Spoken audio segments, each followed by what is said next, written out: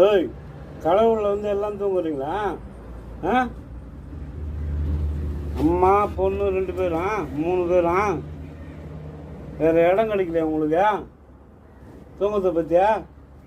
ஏந்துக்குனீங்களா? சரி தூங்கு தூங்க. வேலையா தூங்கு தூங்கு. பத்துக்கோ பத்துக்கோ பத்துக்கோ. முட்டை வேலையா? முட்டை வேலைம்மா? பத்துக்கோ பத்துக்கோ பத்துக்கோ. வாடி பத்துக்கோ பத்துக்கோ. படு படு. தூங்கு தூங்கு. அம்மா பேர் எப்படி தூங்குது? அவ்வளோதான். தூங்கு தூங்கு, நல்லா தூங்கு.